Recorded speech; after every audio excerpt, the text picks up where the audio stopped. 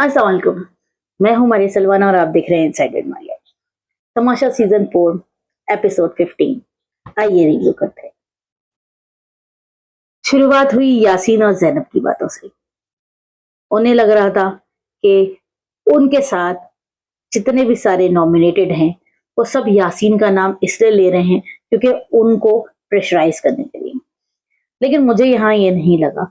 यासीन बहुत दिनों से थोड़े डाउन चल रहे। यासीन कहते तो बहुत बातें हैं, करते वो बड़ी बड़ी बातें हैं, लेकिन उनका कोई एक्शन दिख नहीं रहा। वो ज्यादा एक्टिव भी नहीं दिख रहे। हालांकि सैफ दिख रहे हैं, सैफ के साथ ही होते हैं वो, लेकिन फिर भी यासीन इतने दिख नहीं रहे। फिर महम और सैफ की भी कॉन्वर्जेशन हुई। महम नहीं चाहती थी कि जब तक वो कुछ बन ना जाए वो यहाँ से जाए, लेकिन यहाँ महम ने कहा कि सारा उमर उनके साथ एक फ्रेम में नहीं आती। इस बात से मैं डिसएग्री करूंगी। सारा उमर एक खूबसूरत हमारी एक्ट्रेस तो है ही, दूसरी ये कि वो एक सीनियर एक्ट्रेस हैं। वो और महम का कोई कंपैरिजन नहीं है। वो एक मैच्योर एक्ट्रेस हैं। उनका और महम का मुझे नहीं लगता कि कोई कंपैरिजन है। और सारा उमर ने जितना काम हमारी इंडस्ट्री में किया हुआ है, वहां उसको देखते हुए ऐसा नहीं लगता कि महम से उनको कोई इनसिक्योरिटी है। लेकिन खैर, ये महम का पॉइंट ऑफ व्यू था, उनको लगता होगा ऐसा है।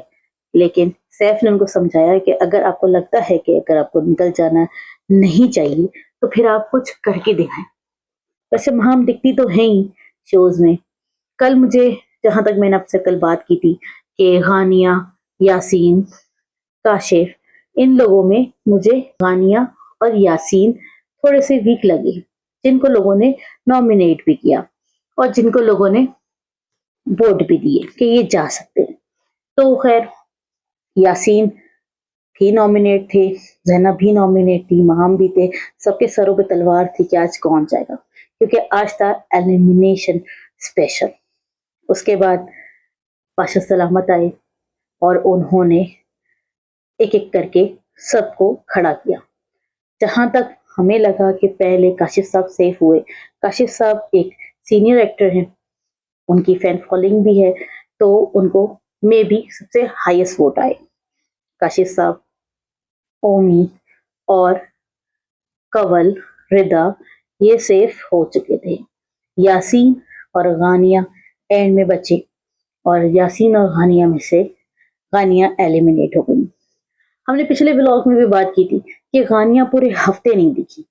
डांस करना, गाना गाना, सिर्फ ऑडियंस ये नहीं देखती, ऑडियंस आपकी पर्सनैलिटी देखती है। आप कैसे हैं ये देखना चाहते हैं। ये जो 17-18 लोग इस घर में थे मौजूद, उनको ऑडियंस ये देखना चाहती थी कि उनकी पर्सनैलिटी कैसी है, वो पूरे दिन क्या क्या करते हैं।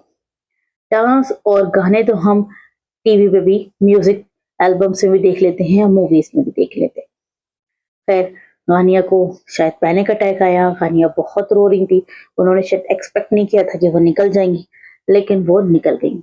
यहाँ यासीन भी निकल सकते थे। क्यों? क्योंकि यासीन ये पूरे हफ्ते कुछ करते हुए नजर नहीं आए, लेकिन यासीन सेफ हुए।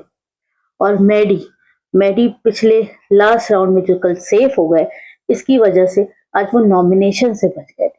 हो सकता था कि मैडी भी डेंजर जोन में होते। फिर पाशा सलामत ने एक टास्क दिया जिसमें आपको 7 वर्ड्स को रिमेंबर करना था और आपको वो तरतीब से सीक्वेंस में लगाने थे। 2 टीमें बनी। ये टीमें क्या थी? जो 2 ग्रुप वाजे दिख रहे हैं हम घर में, वो ही 2 ग्रुप को डिवाइड कर दिया गया था, ताकि एक ग्रुप जब जीते तो दूसरा ग्रुप वाकई में सदमे में चला जाए। और शायद यही होना था। क्यों? क्योंकि जहां पे सैफ का ग्रुप था, वो जो सब साथ बैठते हैं वही लोग उनके साथ थे, और एक तरफ मुस्लिम और अवैस लोग का ग्रुप था जो सब साथ बैठते। उनकी दोस्तियां भी आपस में बहुत है, और 2 ग्रुप डिवाइड हो चुके हैं। तो इन 2 ग्रुपों के दरमियान ये टास्क था। एक एक करके सब गए। सबसे शानदार खेला जैनब ने। वो वाहिद थी जिनको पूरा स्कोर मिला 7 आउट ऑफ 7। फिर मुस्लिम ने भी बहुत अच्छा खेला, मैडी ने भी बहुत अच्छा खेला, सारा नीलम ने भी 6 पॉइंट्स लिए। लेकिन सबसे बुरा खेला सारा उमैर ने। आई डोंट नो उनको क्या हुआ, क्योंकि जब आप एक एक्ट्रेस हैं तो आपको पूरी पूरी स्क्रिप्ट याद करने के लिए तो दी ही जाती। तो वो क्यों भूल गई, उनको क्यों याद नहीं रहा, या वो पैनिक कर गई। सबसे कम स्कोर उन्हीं का रहा। और सैफ, इस बार सैफ भी पीछे रहे। उनको सिर्फ 4 ही सही जवाब मिले और बाकी गलत थे। इस बार उन्होंने भी अच्छा नहीं खेला। बहुत से करेक्टर्स, जहां हमें लग रहा था कि रिदा अच्छा नहीं खेलेंगी, रिदा ने बहुत अच्छा खेला।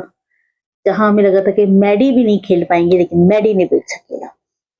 अहमर का लोगों को लगता है कि वो थिएटर से हैं तो वो बहुत अच्छा खेलेंगे, उनका हावजा तेज होगा, लेकिन अहमर भी सिर्फ 5 ही पॉइंट लेके आ सके। उसके बाद बादशाह अहमद ने कहा था कि जो जीतेगा उसको रोज एक खाने का बेहतरीन लग्जरी डिश मिलेगी। वो तो इनको मिलेगी ही, लेकिन उसके साथ साथ उनको वजारत का भी ओहदा मिलेगा और राशन डिवाइड करने का भी। वजारत में हो गई यहाँ पे बहस। मुस्लिम चाहते थे कि वो जीते और मैडी को भी बनना था। सभी बनना चाहते, क्योंकि वजारत सिर्फ वजीर के ओहदे के साथ नहीं बल्कि एक एडवांटेज लेके आती है कि आप उस हफ्ते सेफ हो जाते हैं। तो सब चाहते थे कि वो उस हफ्ते सेफ हो, लेकिन जिस तरह मुस्लिम इम्पोज कर रहे थे कि नहीं मुझे ही बनना है, ये ठीक नहीं था। उसूलन अगर गेम पे टिकते तो जैनब को बनना चाहिए था, जैनब के 7 पॉइंट से।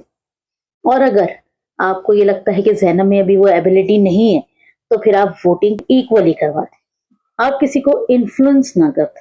अहमद एक अच्छे कंटेंडर थे वजीर बनने के लिए, उन्होंने बहुत अच्छी मुशीर की ओहदा संभाला, लेकिन उनको किसी ने वोट नहीं दिया सिवाय जैनब के। बाद में जैनब ने भी अपना वोट मुस्लिम पे चेंज कर लिया। मलाइका जो कुछ भी नहीं था, मतलब उनका नाम कहीं पे भी, मलाइका बीच में आ गई कि नहीं मुझे बनना है, लेकिन इन दी एंड मैडी को ज्यादा वोट्स देके सबने जिता दिया। मैडी बन तो गए हैं, लेकिन मुझे नहीं लगता कि मैडी से वजारत संभल सके। क्यों? क्योंकि आधे से ज्यादा टाइम तो मैडी जिम में गुजारते हैं और उनमें इतना पेशेंस भी नहीं है कि वो काम करवा सके। एक पूरा ग्रुप उनके अगेंस्ट भी है। वो मौका देखेंगे कि कहाँ मैडी को परेशान किया जा सके। फिर एक और जगह पे जैनब और सैफ बैठे हुए थे और जैनब ने बिला वजह सैफ को पोक किया और सैफ को ये कहा कि आपके जाने से किसी को कोई फर्क नहीं पड़ेगा। जब आप किसी को अटैकिंग जोन में आके कोई चीज कहते हैं तो आप ये चीज एक्सपेक्ट नहीं कर सकते कि वो आपकी बात को नरमी से ले लें।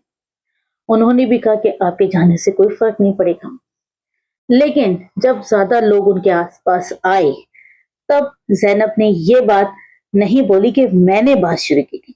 उन्होंने ये कहा कि सैफ ने कहा कि तुम्हारे जाने से किसी को फर्क नहीं पड़ेगा।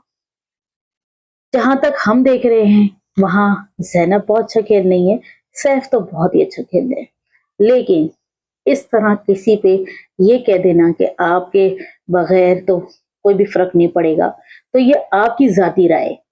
लेकिन सामने वाला अपना डिफेंस पूरी तरह कर सकता है और उन्होंने किया भी। लेकिन जैनब चार्ज हो गई, जैनब ने इधर उधर जाके हर जगह बात की, लेकिन गलती दोनों तरफ से थी। जब आप बात करेंगे तो आप बात सुनेंगे भी।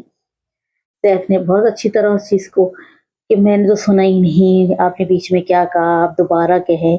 और जिस तरह वो बंदे को प्रोवोक करते हैं उन्होंने फिर वो किया क्योंकि आपने उनको छेड़ा। तो खैर उसके बाद एक और चीज नजर आई कि अहमद और ओमी में कोई बहुत टाइम से एक लड़ाई चल रही है, जो खामोश लड़ाई। अहमद ओमी को पसंद नहीं करते और ओमी अहमद को पसंद नहीं करते, लेकिन ये दोनों एक दूसरे के सामने जाहिर नहीं करते या लोगों के सामने जाहिर नहीं करते कि हमें एक दूसरे की प्रॉब्लम है। लेकिन कल के प्रोमो में दिखाया गया कि शायद उनमें लड़ाई हुई, अवैस भी बीच में आ गए। वो तो कल ही देखेंगे टास्क में क्या होगा। आपके कमेंट्स मैं पढ़ती हूँ और मुझे बहुत मजा आता है आपके कमेंट्स पढ़ने में। और सैफ को कुछ लोग पसंद कर रहे हैं, कुछ लोग बाकी कंटेस्टेंट्स को भी कर रहे हैं, लेकिन अपनी राय से हमें बिल्कुल आगाह करें और कमेंट करते रहें। अब तक के लिए इतना ही। मारिया सलमान को दें इजाजत इनसाइट विद मारिया के साथ। वीडियो पसंद आई हो तो लाइक शेयर कमेंट जरूर करें, और जिन्होंने सब्सक्राइब नहीं किया है वो सब्सक्राइब कर लें, बेल आइकन जरूर प्रेस करें। अल्लाह हाफिज।